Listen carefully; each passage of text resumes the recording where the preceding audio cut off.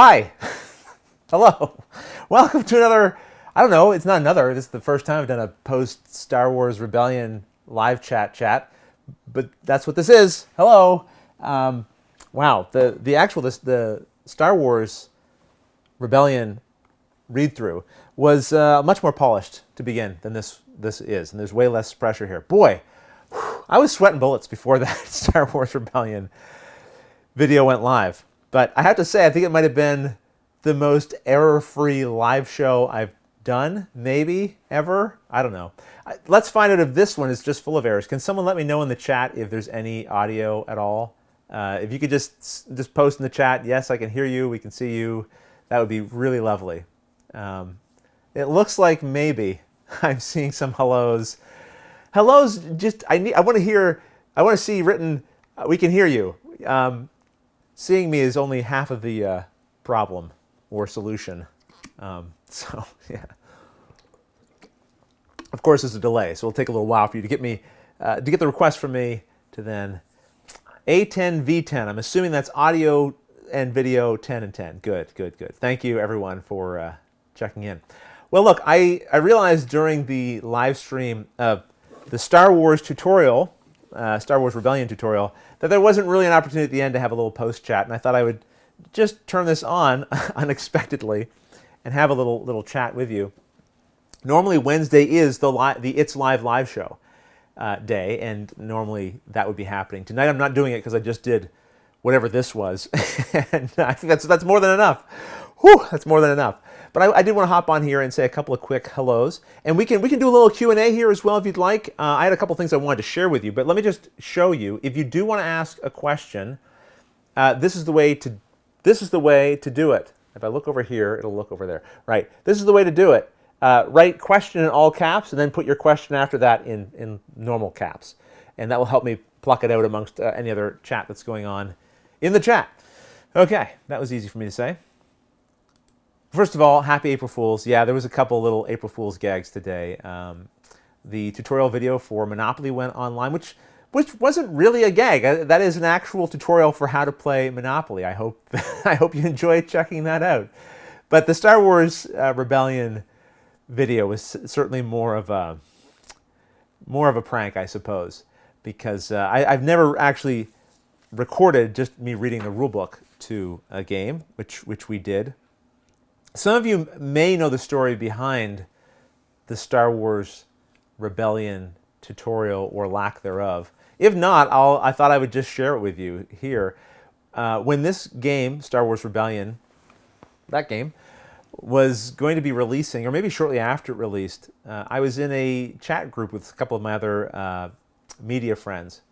I don't know why I call them media friends. They're just my friends now. Yeah, we started our friendships because of a shared interest in board game media, but we've certainly grown closer over time than just being connected through media. So Marty Cannell from Rolling Dice and Taking Names, Joel Eddy from Drive Through Games, they were two of the key instigators. Marty in that private chat had said to me, Rodney, I'm going to go online. So he asked me, he said, are you planning to do a Star Wars Rebellion tutorial? And I said, well, I have no plans currently to do it. My schedule's pretty full at the time. And that's not the kind of game you can just sort of wedge into your schedule without some kind of pre-planning. So I said, no plans currently. He said, well, maybe I'm just going to go online and say you are doing one to pressure you into doing one. Because he wanted to have a video to learn how to play the game. And I said, don't do that. And then Joel Eddy responded to Marty and said, if you do it, Marty, I'll second it. So Marty, being one to never back down from egging things on, he went to social media and on Twitter and posted a picture like this. He drew my logo, pasted it to the side of the box and said, tutorial video for Star Wars Rebellion coming soon. To which Joel Eddy seconded. To which I then said, no, I'm not. I have no plans to do that currently. To which nobody listened to. And everyone just listened to Marty and Joel. And since that time, Star Wars Rebellion keeps getting brought up to me like endlessly. At conventions, I've had people come up to me, they've bought Star Wars Rebellion, they'll come to me and go, where's that tutorial that you said you were working on? I haven't seen it yet. What's going on there?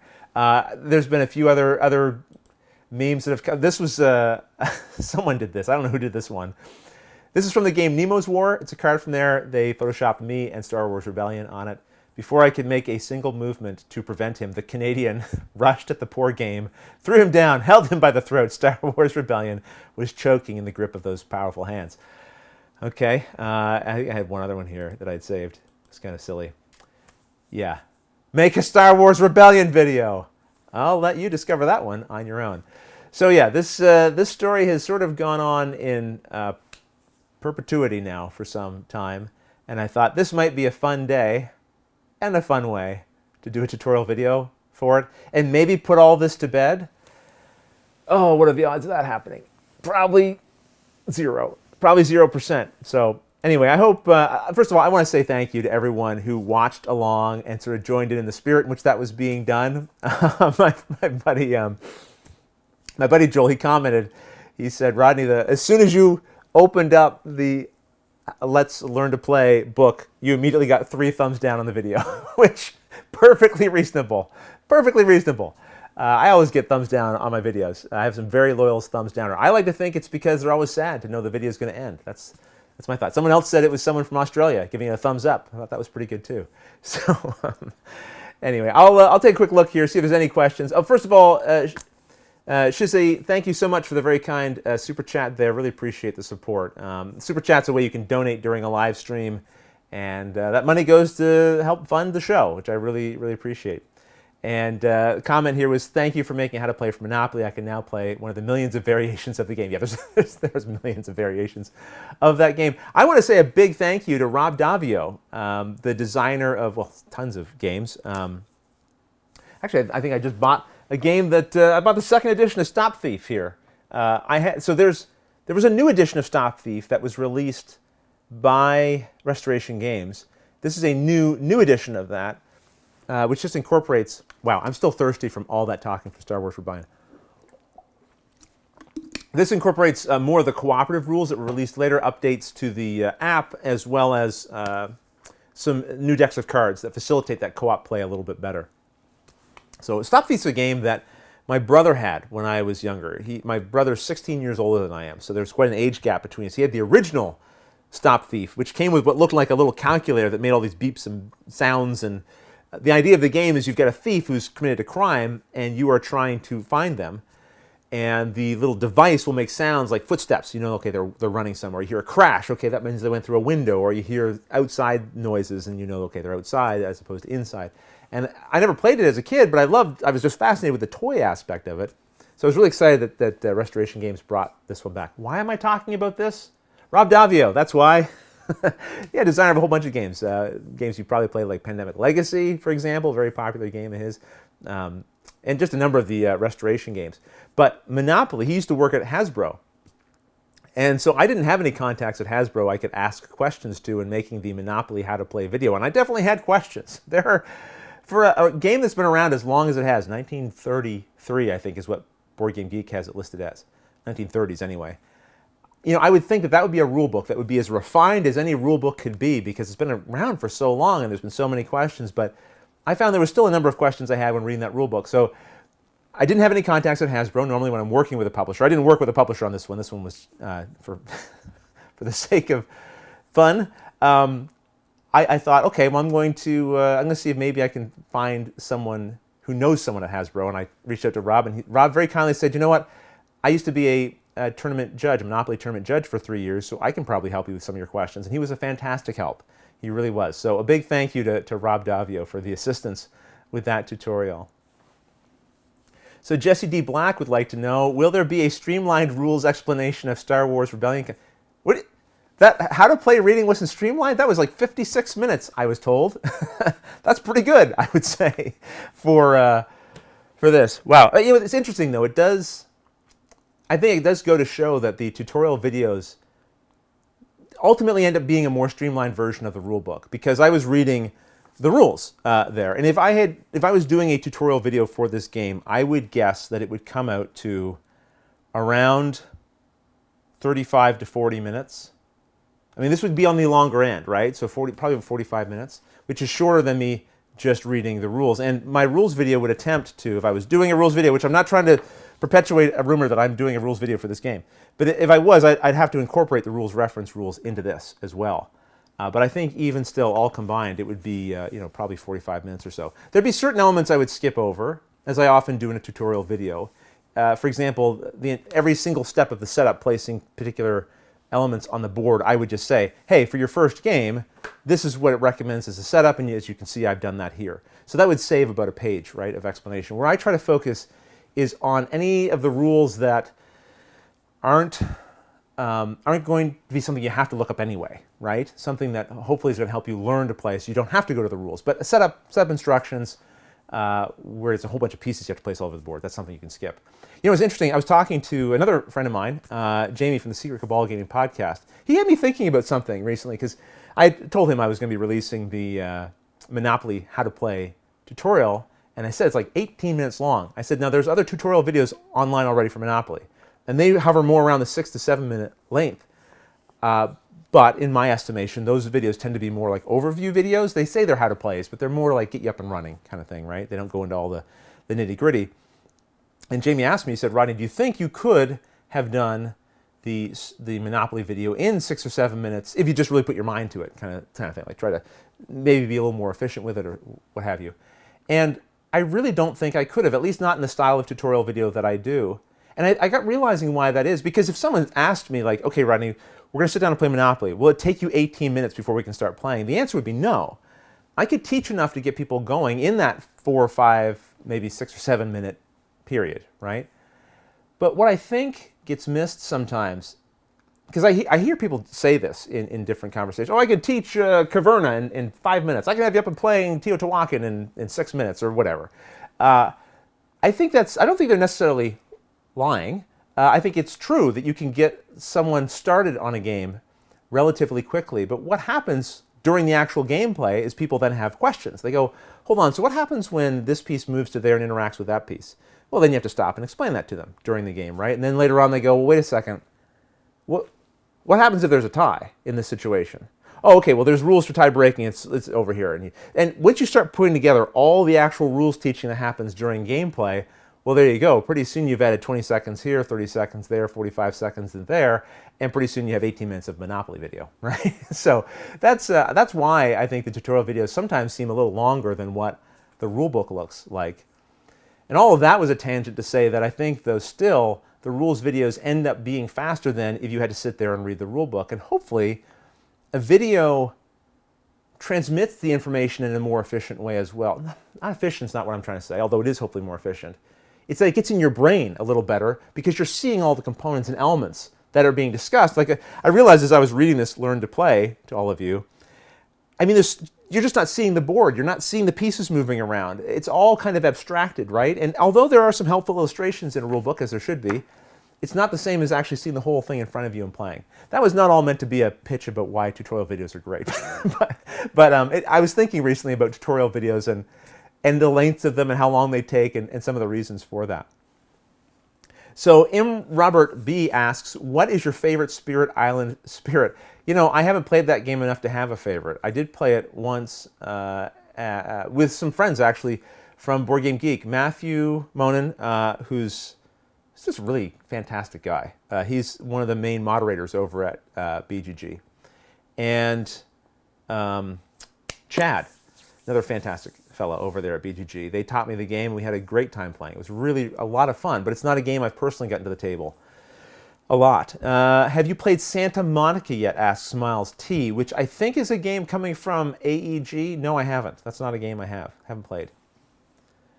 Yannick Smart, this isn't the question, but it says, the Monopoly video was cool. I realized, probably like a lot of people, that I did not know how to play. Well, that was one of my hopes, too, of doing this video, because Monopoly is a game that I played a lot when I was younger, and I played it wrong in a lot of ways. Not entirely, but there was a lot of little rules that I didn't really know how they worked, and we would just make up the rules. We didn't necessarily read the rules thoroughly, and I think that's been true for a lot of people. A lot of house rules get introduced into that game, which really radically changes sometimes the length of play and also the feel of that game.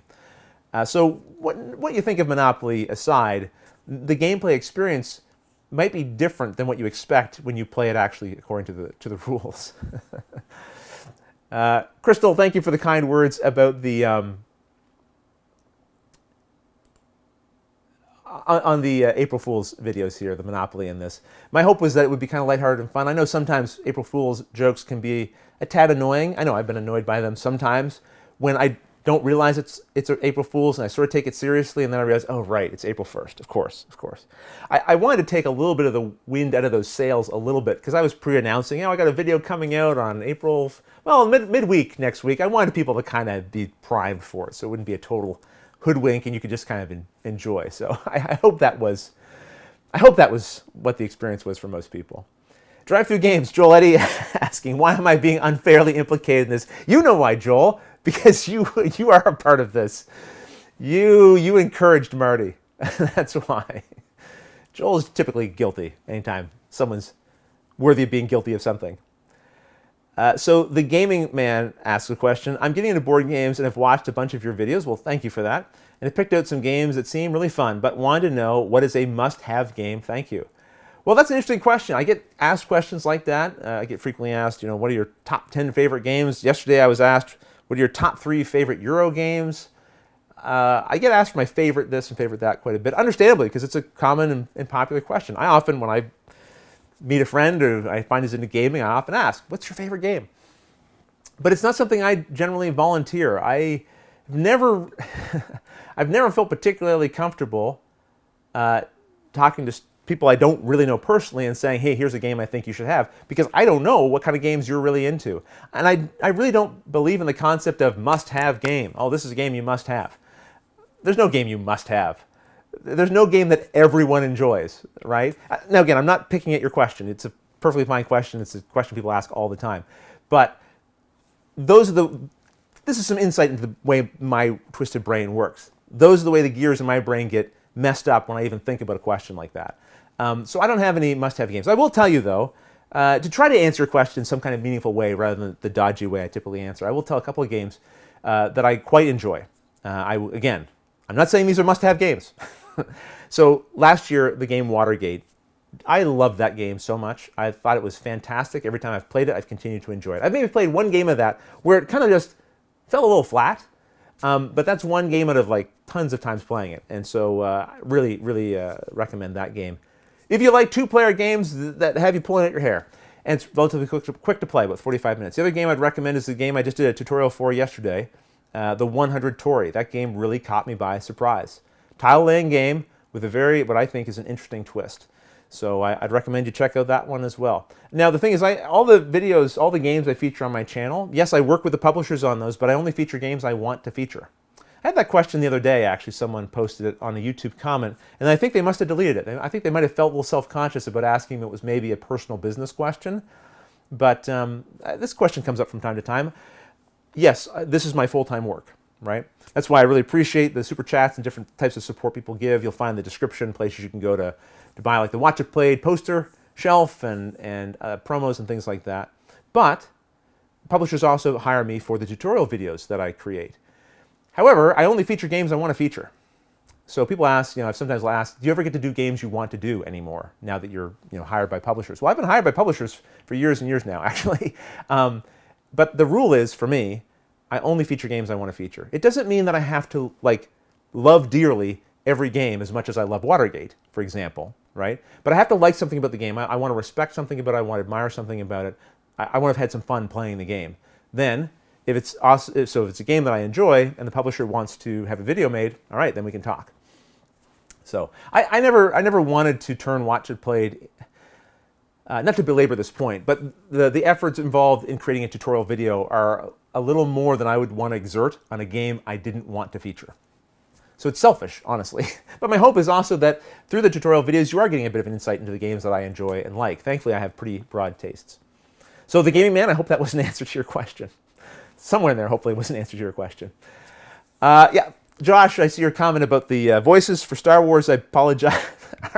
C-3PO turned out not quite the way I meant it to be. Actually, I'm realizing now, I think I mistook C-3PO for R2-D2. Yeah, I said beep, bop, boop, boop. And that's R2-D2, not C-3PO. Wow.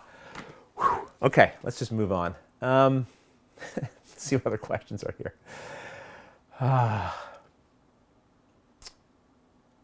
Oh, it did the thing where it jumps ahead. I apologize. Normally in my live show now, I have some help from Andre who will help me with the questions, so I don't lose track, and you don't have to watch me just stare blankly at the screen. I also normally have the monitor set over here, so it looks a little bit more like I'm staring at you when I'm not staring at you. All right, so JJ Squire would like to know, do you ever intend to do any Lord of the Rings games? Or do you like Lord of the Rings enough to do games like War of the Ring or Journeys in Middle-earth? Well, do I intend to? Actually, one of the very first videos I did was one of my favorite games. Speaking of favorite games, you won't be able to see it, but Lord of the Rings, the living card game. So if you want to go back into the archives of Watch It Played and see me when I was much thinner, had less hair, funny, had less hair, I think my hair was shorter back then, and different glasses, and a very different set, Lord of the Rings, LCG, check that out. Have I done any other Lord of the Rings games? I think that might have been the last one. Again, there's sort of a combination of things I sort of talked about before. I have to like the game, yes, but again, this is my full-time job, so the publisher has to also want to partner with me as well, right? So combination of things there. The fortunate thing is that there are so many games that I enjoy. I have really broad tastes, and there's a lot of people who want videos. So that combination means that I generally stay pretty busy, thankfully. Question, in this time of quarantine, best two-player game that I can play with my significant other? Well, Stephen Hanbury. I did just mention Watergate, but that one can be, that again depends on whether you like that really tense push and pull kind of a game. You know, would I still recommend the 100 Tori at two players? I really enjoyed it at two players, so yes, I would recommend the 100 Tori. Gosh, other two-player games. If you want something more cooperative, maybe Mansions of Madness, second edition, something like that, where you can just play together. You're not sort of at each other's throats necessarily in that game, and you're trying to solve a pretty tough mystery.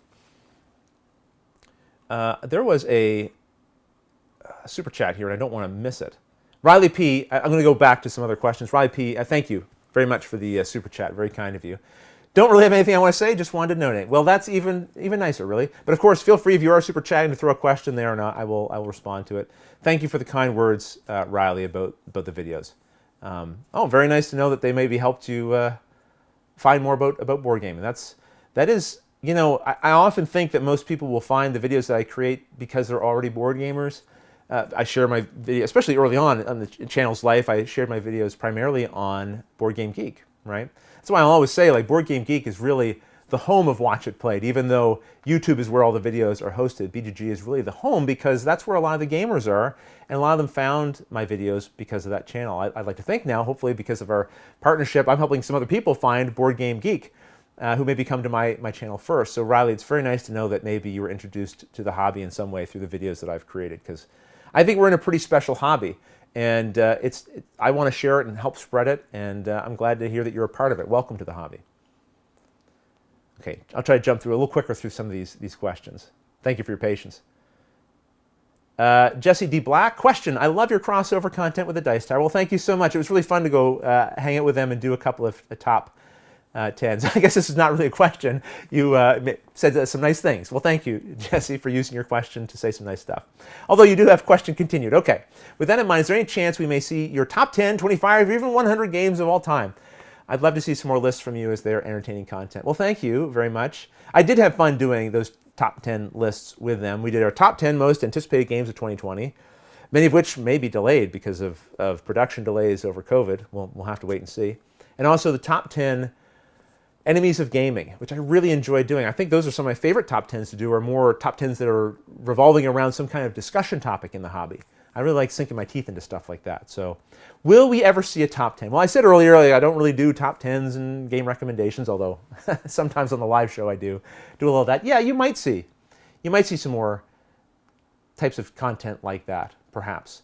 I'm trying to find like the right kind of comfortable way in which for me to sort of engage in it in a way that makes me personally comfortable with it. There's lots of people who do fantastic top 10s, and I love it. So I'm certainly not against the format. I just have to find my own way of doing it that I like to do. So we'll see. I don't want to say no. Very, very well could be. All right. Oh, shoot. It's jumping again. It's jumping, everybody. Remember, if you're asking a question, put the word question in all caps. It helps me find it. And just so you know, I don't want to belabor this live post chat into like some kind of long thing.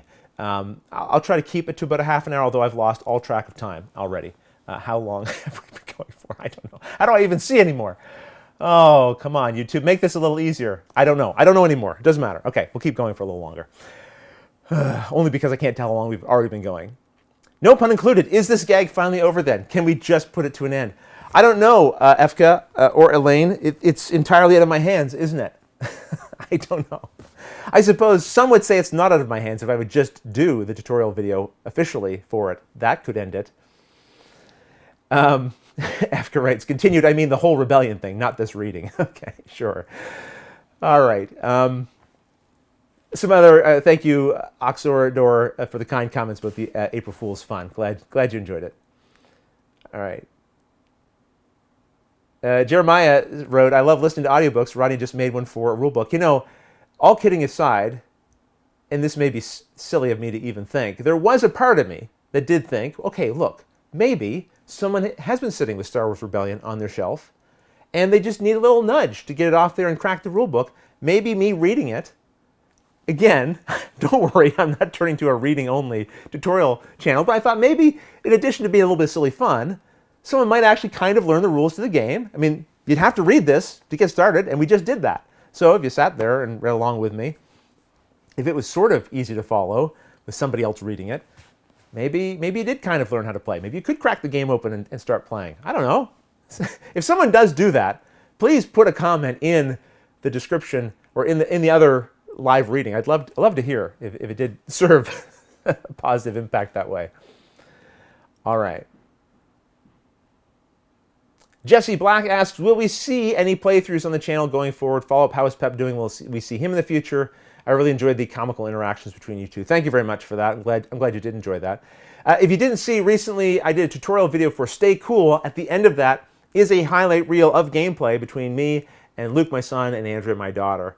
Do check that out. I've also recorded about 6, maybe 7 new episodes of Game Night with the folks over at Board Game Geek. That will be posted on the Board Game Geek YouTube channel, mind you. But if you do enjoy seeing me playing games, that's a place you can go see me. As far as gameplay videos on the channel in the future, will you see more? Maybe. I don't know.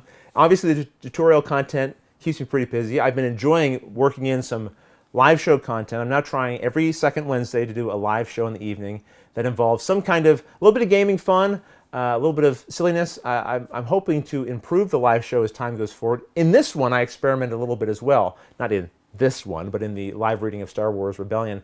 The scene switching, hopefully was a little more seamless than it normally is in the live show. So I'm working on a couple of tools there. There was also like an animated intro that seamlessly bled into the hello, welcome to Watch It Played, so it would kind of look like a normal Watch It Played video. I'm hoping to incorporate the ability to have call-ins, live show call-ins to the live show as well. So we'll see.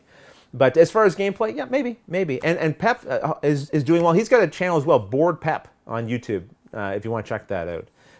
Like a lot of us, we're sort of living in isolation right now and trying to stay away from each other so we don't pass on or potentially spread COVID any further than it already has. All right, so we have a question here from Amanda Panda. I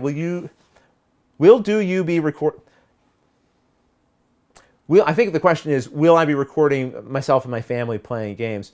No plans to currently. Recently, I was doing so Jamie from the Secret Cabal Gaming Podcast invited Matt Evans and I, Matt Evans from Board Game Replay, to join him in a game of Labyrinth, the adventure game, which is, you know what, I want to grab it and I want to show it to you. Will you just hold tight? Okay, how long is, I don't know. Hang on for a second. I want to show this to you. I say hang on, but you're going to hear me because the mic's attached to me. So I'm going on a little, okay, just, boy, live shows. I'm so good at these. Okay. So we've gone upstairs. Someday I will get better at live shows. I really will. And I mean, I like to think practice, well, it doesn't make perfect, but it makes it better. I just need lots and lots of more practice. This is the Jim Henson's Labyrinth, the adventure game. And I wanted to say to you, if you'd like to learn more about it, can you tell this camera was not set up? I mean, I'm so far over on this. Okay. What was I trying to say? Right. If you want to see more about this, more than what I'm about to tell you, go check out the Secret Cabal Gaming Podcast YouTube channel. Subscribe to it. It's fantastic. Jamie does amazing content on there. But he has a really, really good overview of this game, way better than what I'm going to do here. But I just wanted to grab this and show you. Actually, the reason I bought this is because of his video. I'd never watched the movie growing up, and so it really didn't mean anything to me. But his description of it kind of sold me on it. And he very kindly invited me and Matt to join him, for he wanted to do a little test run playthrough of it. What is it? Well, it's a role-playing game, sort of. And, oh shoot. Okay. Bookmark. There is the dice. This is kind of fun. The dice, okay. Sorry, one sec. There's 2 dice in the game that you play with. And they actually, oh boy, what have I done here? They're actually in the pages of the book. Yeah, right, watch this. They're there. So you do have to remember when you open up the book not to open up to the middle, because they'll just go flying out. But look, that's kind of cute, right? Little gimmicky thing. So I'll just remove those. But anyway, this is a sort of a role-playing game, sort of. But it's a very beginner role-playing game in a lot of respects. You don't have stat lines and things like that. You have a few characteristics. You have strengths. You have a weakness. You're a character from the movie. Again, I hadn't watched the movie. I did choose to watch it before we played, which was actually quite helpful. I do recommend that. And then it's just made up of all these disconnected situations that you'll find yourself in. And then the person running the game just reads over here, and then they're sort of ready to go. So when you get to a particular page, they don't have to do tons of prep. They'll just do a little bit of reading here so they understand the situation, and then they'll role play out that story with you about, okay, you're faced with a situation, what do you do? And basically you're trying to get through the labyrinth, which is, again, all these disconnected scenarios, to the end. And that's very much the way the movie is, a whole bunch of disconnected situation scenarios, one after the other. You turn a corner, suddenly you're in this wholly crazy different other situation than you were just in. And so it makes for a very dynamic, fun, silly situation. Why am I talking about this? Right, you asked about live gameplays. Boy, I'm all over the map here. So Jamie invited me and Matt to play along with him. He wanted to do a test run of it. And I recorded it with the hopes of maybe, if it was sort of half watchable, sharing it. But I was using some new recording techniques, and I completely botched it. So all of that to say, no. What a dumb way to answer your question. I'm sorry. So you won't see that gameplay, I guess is what I'm trying to say. Oh boy. All right. Anyway, it's a cool looking game. So I bought a copy for myself because I'd like to try to run it maybe with my family as well. Michael D'Angelo asks, what would you say is the best way to introduce people to more in-depth games such as Dead of Winter or even miniature war games like Warhammer 40K? Well, I'll tell you one thing not to do. Don't sit them down with a game and then just read the rulebook to them. That would be really bad. Don't do that. No, seriously, don't do that. I'll tell you how I would do it. I would not introduce them to those games. I would introduce them to stepping stone games. You know, one of the things I tweeted out when I shared that the Monopoly video was online is I said this was my gateway game. It was. A lot of people will say that Catan and Carcassonne are their gateway games. I've traditionally said that Carcassonne was one of my gateway games back into the hobby. But when I was playing board games as a kid, it was Monopoly. It was Risk. It was a game called Careers. Like a lot of mass market board games were what got me interested in board gaming. I'm very glad to have a greater variety of games available to play now. I probably would not be still playing board games. But for a lot of people, Monopoly and Risk, those are the gateway games to the Axis and Allies and then the more advanced games and so on and so forth. So to answer your question, I would find a miniatures game like Unmatched, and I would start there. Or Funkoverse, and start there. Introduce that to them. This might not be as satisfying for you because you want to get right to 40K and get them into it. But I think you got to test the waters and see, do they even want to play a game like 40K?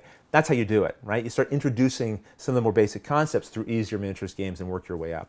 Or potentially, in the case of a Dead of Winter, maybe a tutorial video would help. But again, I wouldn't hit someone with Dead of Winter, even with a tutorial video, unless they played some other games first. Again, you're going to know your friends better than I do, right? But I'm a big advocate of stepping stone, get people comfortable, make sure they really are on board with the investment of time and energy a particular game is going to take before you throw them into the real deep end. Now, some people, there's always exceptions to every rule. There's some people, their first game was Dead of Winter, and that's what caused their embracement of the hobby. So, obviously there are exceptions, but that's my general suggestion. Okay. Jesse D. Black, is there a game that you have on the shelf that is so deluxe or has been so deluxeified that you're proud of or consider more of a collector's item than a board game? One of the games would probably be Kemet. It's not so much that it's been deluxeified, but it has. A really kind fellow, Brian, painted up the miniatures for me for that game. And so because of that, that game getting it out is all the more satisfying because of the painted miniatures. I haven't done a lot of blinging up of my games. I recently bought Clear Bases to replace all the bases in Mansions of Madness, 2nd edition. So I suppose that maybe. But no, I don't know. I don't know that I really have any sort of like collector's editions that I'm particularly proud of or whatever that are super special. But interesting question. I know a lot of people do have that. Nick Pickle writes, if playing Eldritch Horror solo, how many investigators would you start with? I would do 2. I generally do 2 players when I'm playing a solo game. I play as 2 players, even if you could play with just 1. Because usually having a second player that you're playing as means you can have some interaction on the table that way. Aaron, thank you so much for the very kind super chat. Really appreciate that support. And thank you for your kind words about the show, saying that one of the earliest game tutors you found. Well, thank you. Thanks for finding me, and thanks for sticking around with me. I hope to keep doing tutorial videos and sharing a bunch more games with you in the future, and your support makes that possible. It really does. I ran to somebody at a convention, and they introduced themselves. They said hello, and said some nice things about the show. And then after it said, I just wanted to let you know I supported your fundraiser, and I gave him a big hug, and I said, and listen, obviously not everyone can support financially something. That's not what this is about. What I wanted to impress upon that person was, if you enjoy seeing me at this convention that we're now meeting in person and we're shaking hands, if you enjoy seeing the things online that you do, understand you made it happen. Like, you've literally made it happen, because none of this works without some kind of financial support at the end of the day, right? And that's a real reality. So Aaron, thank you. That little donation, you're making this possible. So if you don't like any of this, it's your fault. Okay, let's move on. Michael, and again, sorry if I'm skipping things. The chat's jumping all over the place. You guys are asking fantastic questions, and it's impossible to keep up. And I hate delaying things by like umming and ahhing as I look at the questions. Mitchell Miller, thank you as well for the super chat. Again, if you don't like what you're seeing, this is all your fault. So blame Mitchell, everybody. Okay. Mitchell, I'm going to send the Monopoly video to family and friends that play it incorrectly. So even though it was a joke, it was actually very helpful. Well, I hope so. I hope it was kind of helpful. It's kind of fun seeing some of the comments come in, one person going like, I thought this was just going to be a prank. I skipped ahead, and you're legitimately teaching this game. I don't know what to think now. Well, good. I kind of hope that in addition to being a game that people wouldn't expect to be taught on the channel, that at the same time there'd be a little bit of a, I kind of wonder how Monopoly is played. Because again, a lot of people have some idea, but have maybe been playing incorrectly for a little while. Jesse Black asks, what is your favorite promo that you've been featured on? The Dead of Winter one is awesome, and what's your favorite promo for any game in general? You know what, I have to say, I think the Mountie from Dead of Winter is my favorite promo. You can find links in the description of this video if you want to go look at the promos that we still have that you can pick up. Proceeds from that do support the show. The Dead of Winter one is there. But that was the first time that I think I was rendered as like a token or a piece in a game, and that was kind of fun. And I love that it was a Mountie, a Canadian Mountie, which I love Canadian Mounties. And I love that it was the artist. She's so fantastic. She's such an incredible artist. The artist for Ashes, and she did the drawing of me in that game, and that was really cool. So that's one I'm certainly happiest about. But there's been a lot of really fun ones. I really appreciate all the publishers who have supported us with promos over the years. That's been really helpful. What's my favorite promo for any game in general? I don't know. The Robinson Crusoe one was kind of fun. It was a spyglass that it was like a cardboard. You literally broke to use it. And so there was something kind of fun about that visceral element to it. Like it's a promo, but when you use it, it's one use. That was kind of fun. And thankfully, it's cardboard, so it's recyclable. All right, let's see. I know I'm running probably a little bit long here, so I'm going to end within the next 5 minutes. Thank you for everyone for joining me here for this little post-chat live show. Kabuki Kid, question, when was the last time you played Star Wars Rebellion? I think the last time I played Star Wars Rebellion was with Marty Cannell of Rolling Dice and Taking Names. We were in Los Angeles together, and this was a couple of years ago now. He taught me, but now he's taught me a few games. He taught me Ragusa recently. Don't want to embarrass the guy, but the rules teach was, there was a few rules that were not quite accurate. And so now I'm very suspicious about that first game of Star Wars Rebellion we played.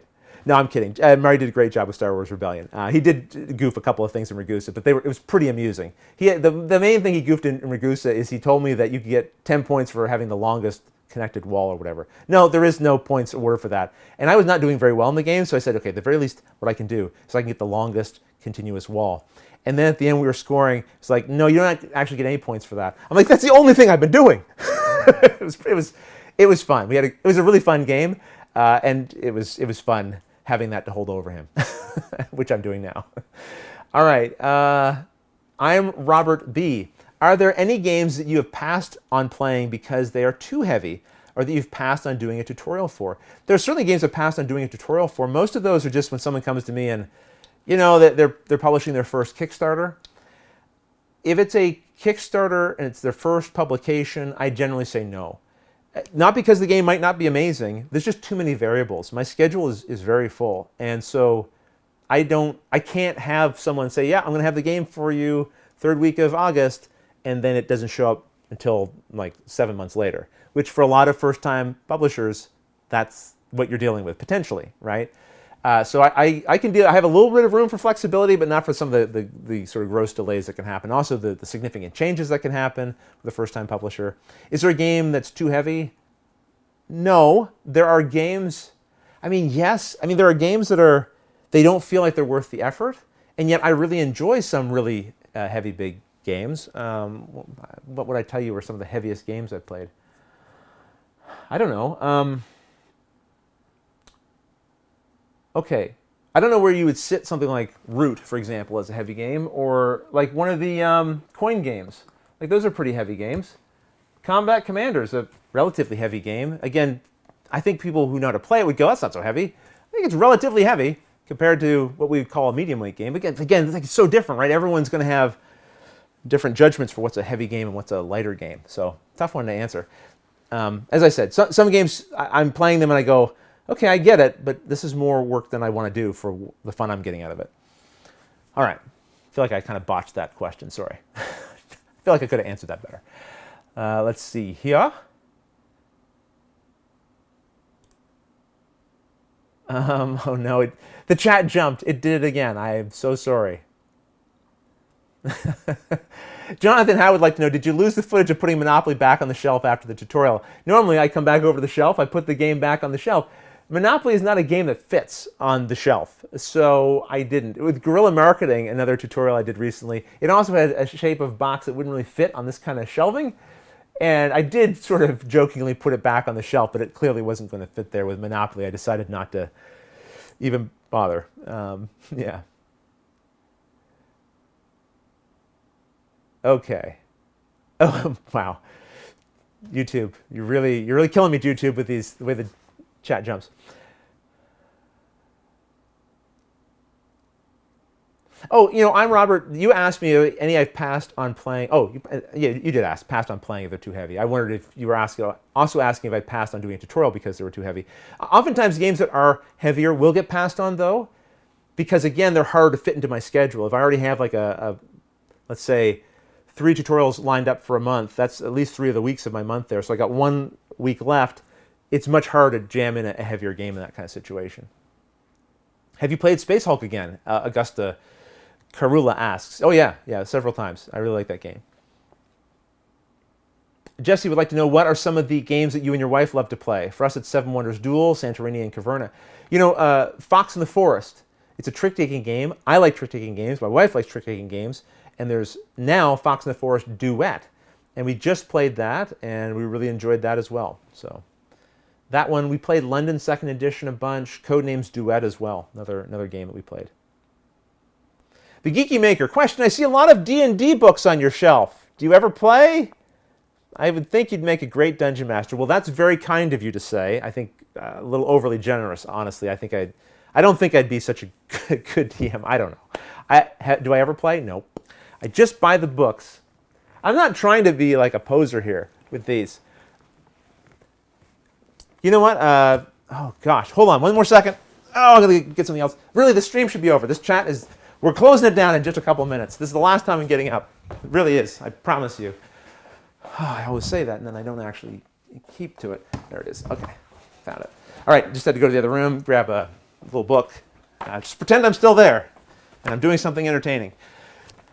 This is Grand Adventures. This is a book written by, again, my dear friend Jamie Kagi, with interior illustrations by Steve Spang, another good friend, and a foreword by myself, Rodney Smith. You know, I talk a little bit about my... Steve did this delightful drawing of a Mountie in here. I talk a little bit about my experience with D&D when I was younger, which is to say I didn't have a lot of experience with it. I grew up during what was known as the Satanic Panic, and my family was not, my parents didn't want me playing D&D, but I was enamored with it. I was fascinated by it. And I won't belabor the story here because you should buy this book. And I don't have a link in the description to it. I'll try to think to put it there. But this is a great tips and tricks guide. It says, a short guide to a better role-playing game. And Jamie has run a ton of role-playing game sessions. He's played a bunch. He's really knowledgeable. But the book is written in a really easy-to-follow way. This is maybe one of the proudest contributions I've done to something, is to have been able to write the foreword to this book.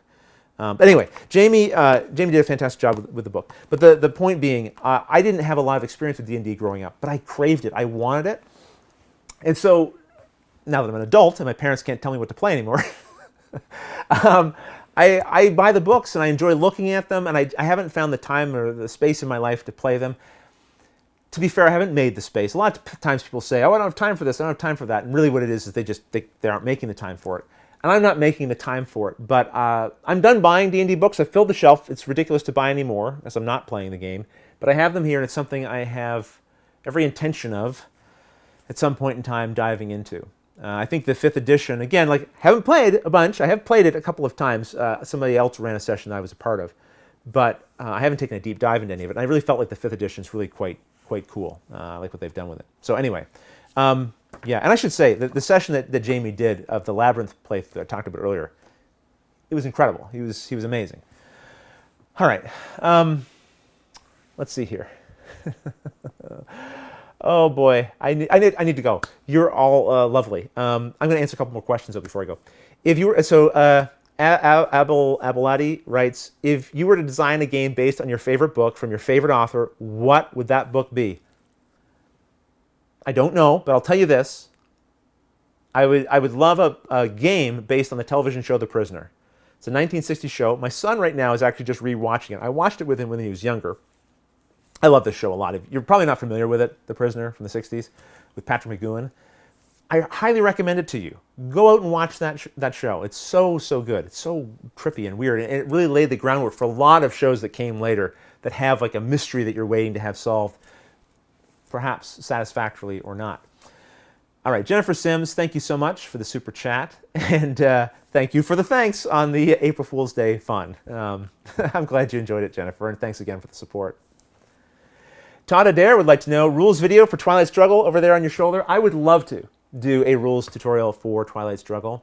That is one where we'd have to see if the publisher was interested in doing it as well, though. So definitely write your GMT folks and let them know that they should hire me to do one. It's a fantastic game. It really is. Boy, that is unusual for me to say. That's a fantastic game, and then emphatically add it really is. The live show loosens me up a little bit. I think it's a really great game. You might not. I don't know if it really is a great game. It's a really great game for me. There, I've put the Rodney qualifier on it to make me able to sleep at night now. Nick Pickle, thank you very much for the super chat. And this time I said your name correctly. But thank you for saying in the super chat that Nickel Pickle is fine. Thank you. Thank you for the kind words of appreciation. And I'm glad you're enjoying the live content. I will try to keep it coming, and I'll try to get better as time goes on with it. All right, everyone, thank you so much. Oh, I see that Carrie Hunt says, I am not a number. That is right. That is a quote from The Prisoner. Excellent. Glad to see some Prisoner fans in here. Awesome. Ben, you as well. Ben Powell. Very cool. All right, look, I think this is a great time to wrap up. Thanks for sticking with me for the little post chat. I thought this might be kind of fun. I felt a little weird doing a live show of the live reading of the Learn to Play manual and then not stopping and having a little chat with you afterwards since you'd been with me during the live reading, many of you. So glad we could do this here. I hope you have a nice rest of your April Fools. I'm going to say something that hopefully in the long run, if people are watching this video for some reason years after this will no longer be relevant for me to say. But I hope that you stay safe, wash your hands, be careful, keep distance from everyone. It's just stay safe. I just want all of you to stay safe. We keep hearing reports more and more cases being contracted and passed around, and I don't want that to be true for any of you. I mean, it's the right thing to have a little dose of fear, just enough to make smart decisions, right? It's the reason why we don't run into a busy street. It's self-preservation, and I want you all to stay safe out there and keep playing games and keep being able to enjoy this hobby in whatever way you're able to right now. Yeah. Anyway, I won't belabor the point. Just stay safe out there. I care about you all, and I really appreciate the caring and thoughtful things that people have said to me as well. Appreciate that here and everywhere else. So, all right, I have to figure out how to end this thing. This is the part I always have trouble with. One of these days, I'm going to end one of these gracefully. It's not going to be today. All right, everyone. Until the next episode, thanks for watching.